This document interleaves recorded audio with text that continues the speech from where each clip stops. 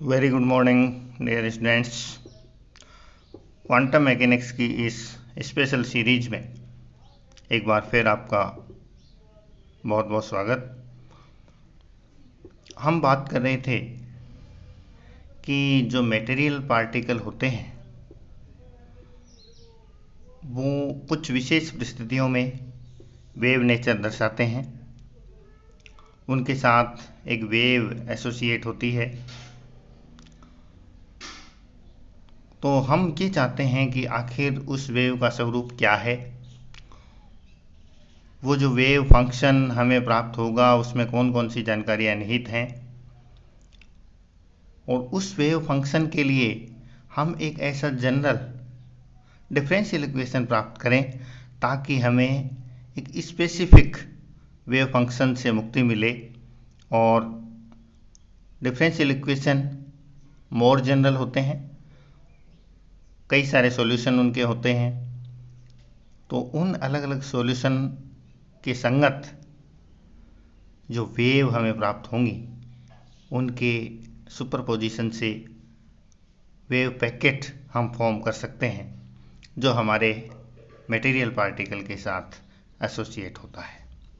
तो पिछले लेक्चर में हमने एक वेव इक्वेशन अज्यूम किया था और वो कुछ इस तरह का हमने लिया था कि Sai equal to A E पे पावर आई के एक्स माइनस ओमेगा टी,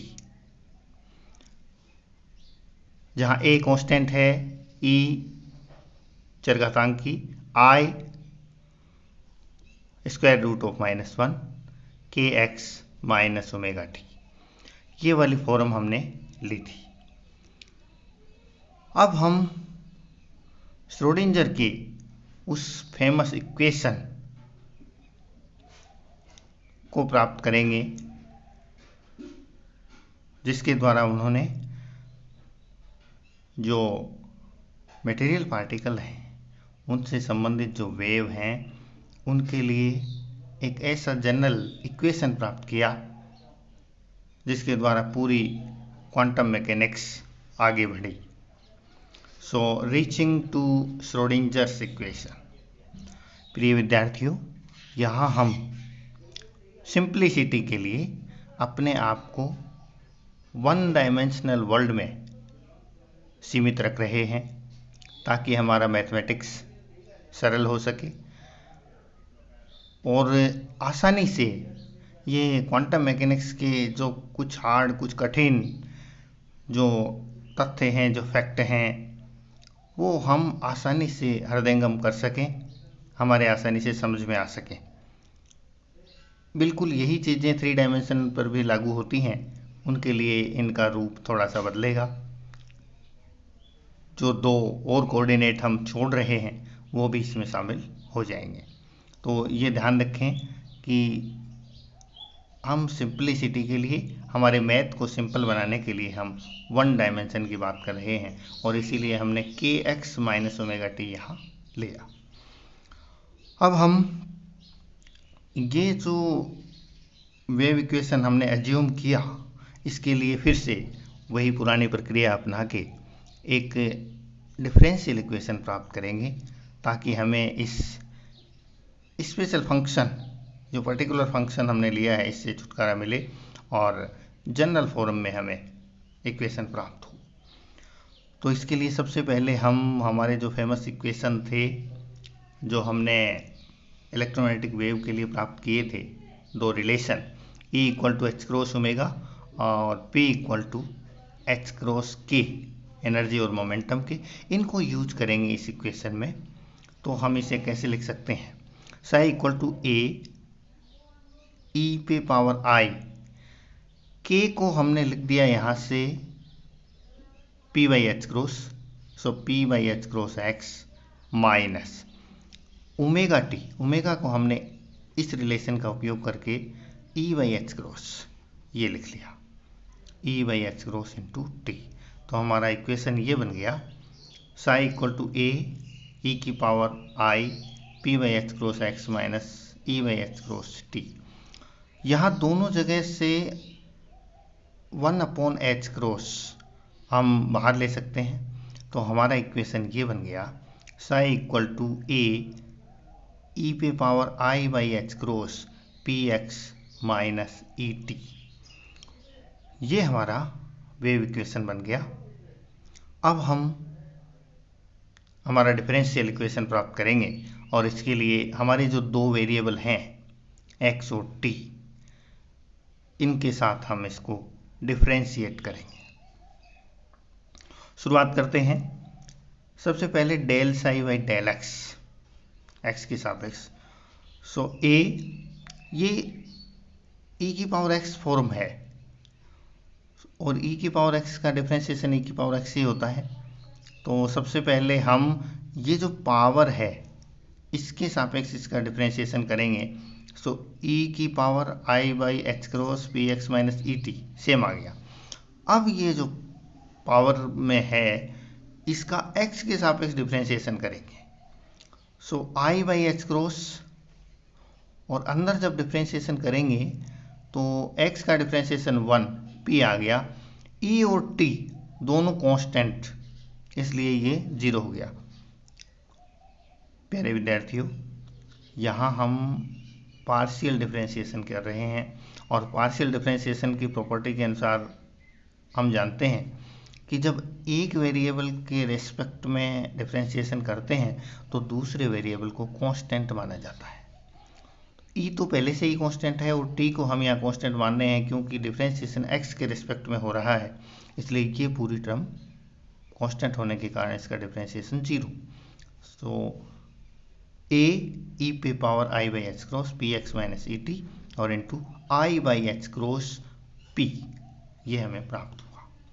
अब यहाँ देखिए I by H cross into ये पी और बाकी बची हुई चीज़ ए ई पे पावर दिस, ये पूरा कंप्लीट, ये हमारा साई है, ये हमारा साई है। तो हम इसको लिख सकते हैं I by H cross P psi. यहाँ से पी साई ये आएगा। पी साई क्या आया देखो, थोड़ा और सरल कर लें हम इसे। यहाँ से पी साई हमें क्या मिलेगा, इसका डिफरेंशिएशन, इसका पक्षांतरण हम करेंगे तो एच क्रॉस अपॉन आई और del psi by del X. H cross upon I, I क्या होता है -1 का स्क्वायर रूट। हम यदि माइनस से ऊपर नीचे मल्टीप्लाई कर दें -1 से, ये ऊपर वाला जो माइनस है इसको हम क्या लिख सकते हैं, आई स्क्वायर। एक आई से एक आई कट गया तो अपने पास माइनस आई एच क्रॉस आ गया। So minus i H cross del psi by del x, ये हमारा पी साई हमें मिल गया। अब इसको एक बार फिर से डिफरेंशिएट करें इसी इक्वेशन को। सो वी गेट ए, ये वाली इक्वेशन यहाँ से इसको एक बार फिर से यदि डिफरेंशिएट करें, ए ई पे पावर समथिंग, ये सेम आ गया। आई बाई एच क्रॉस पी ये पहले से है हमारे पास। अब इसका यदि दोबारा डिफरेंशिएशन करेंगे एक्स के रेस्पेक्ट में तो फिर एक और आई बाई एच क्रॉस पी हमें यहाँ से प्राप्त होगा। इन दोनों को जब मल्टीप्लाई करेंगे आई इंटू आई -1 हो गया तो ये माइनस आ गया हमारे पास। एच क्रॉस स्क्वायर हो गया बटे में, P into P P square हो गया और ये ई पे power I by H cross P X minus E T. अब दोबारा देखिए, ये और ये क्वांटिटी मिलके साई बन गया। ये साई हो गया तो हमारे पास del 2 psi by del x square equal to minus P square by H cross square Sai,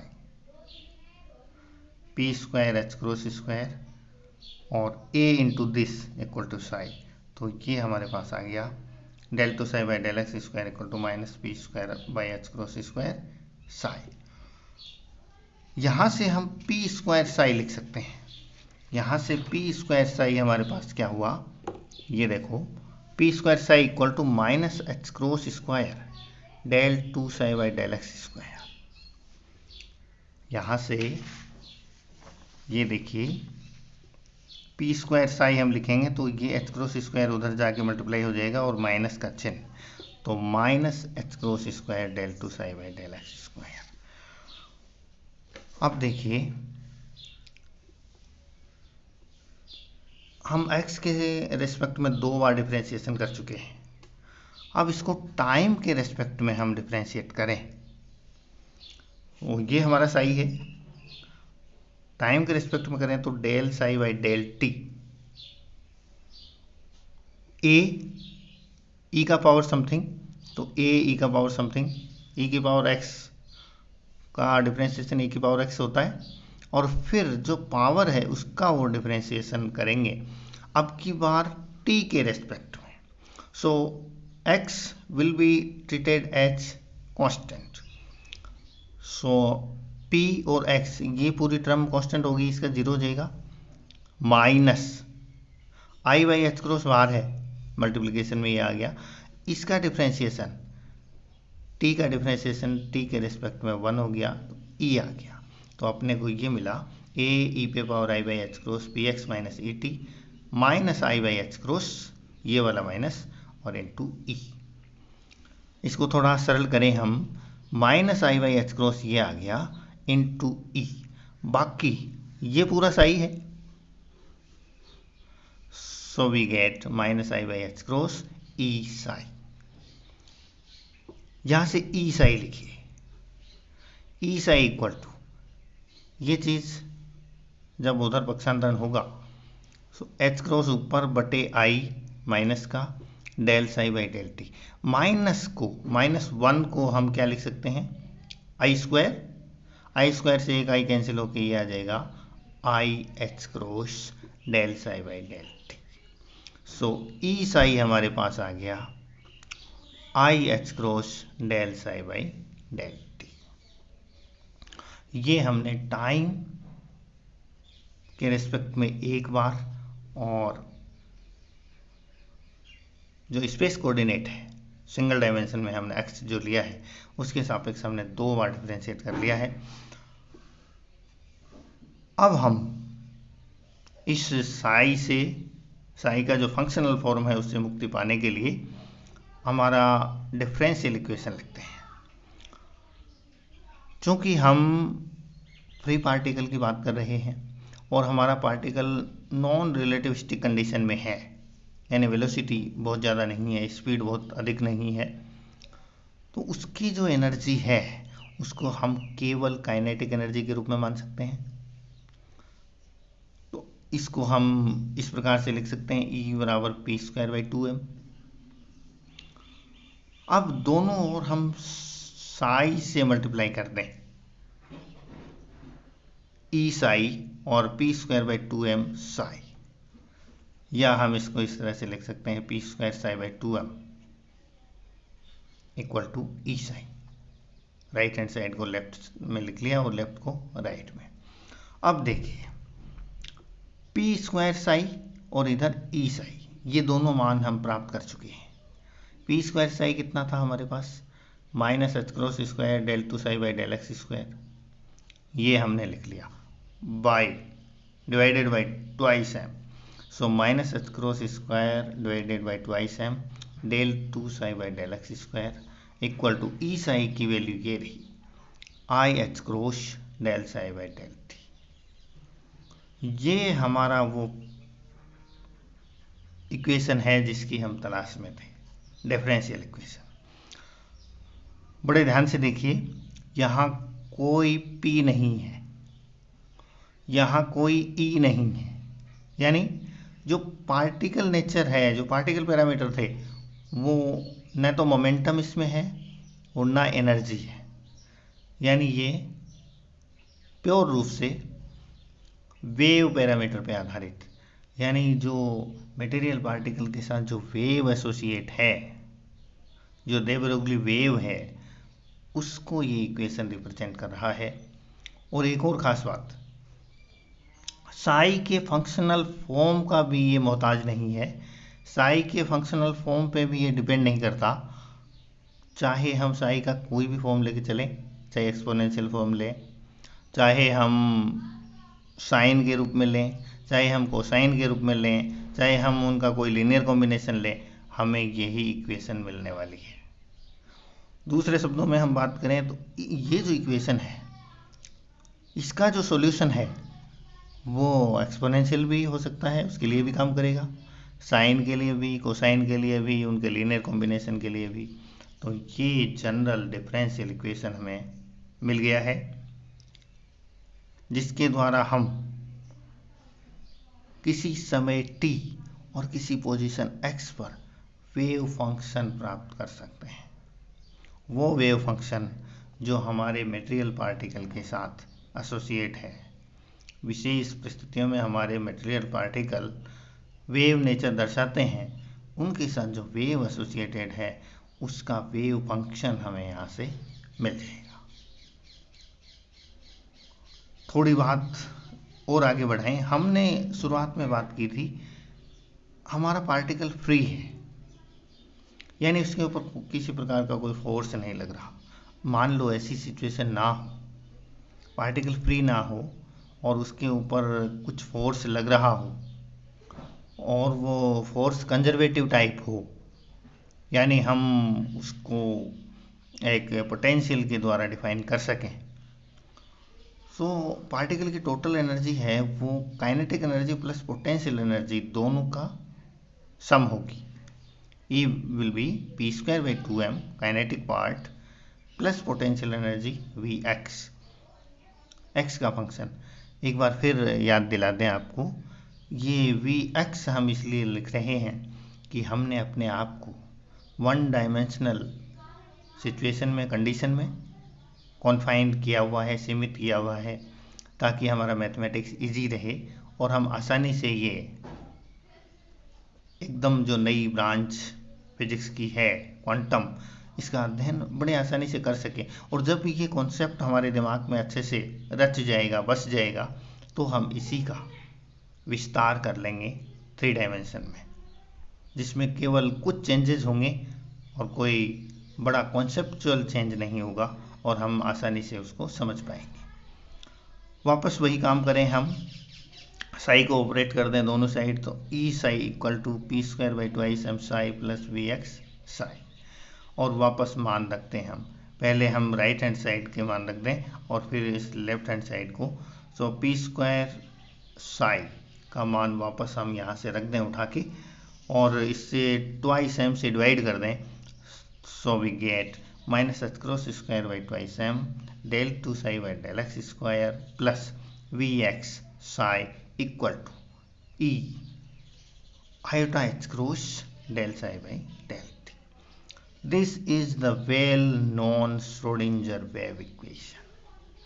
ये हमारा वो वेव इक्वेशन है जिसके लिए हम प्रयासरत थे, जिसकी हम तलाश में थे। श्रोडिंजर इक्वेशन, इस नाम में आप देख सकते हैं ओ के ऊपर 2 डबल डॉट हैं। ये जर्मन डिस्क्रिप्शन है, जर्मन लैंग्वेज है, और चूँकि हिस्टोरिकल रूप से वहीं सबसे पहले इसको लिखा गया, सो ये कन्वेंशन है कि ओ के ऊपर डबल डॉट लगा के हम इस लिखते हैं। प्रोनाउंसिएशन का मामला है। So this is the well known Schrodinger's wave equation. अब इसके ऊपर आइए वापस। प्रिय विद्यार्थियों, यहाँ से हमें साई मिलेगा जो x और t का फंक्शन होगा। एक टाइम पर, एक फिक्स पोजीशन पर हमें यदि साई का पता चल गया तो इस इक्वेशन से हम किसी अन्य टाइम t पर साई का पता लगा सकते हैं। और साई वेव फंक्शन है जिसमें उस मटेरियल पार्टिकल से संबंधित सारी की सारी इंफॉर्मेशन है वो घुसी हुई है। यहाँ एक बड़ा रोचक तथ्य है प्रिय विद्यार्थियों, अभी भी हम इस पे बात नहीं कर रहे हैं कि आखिर ये साई है क्या, कौन सी फिजिकल क्वांटिटी को साई रिप्रेजेंट करता है।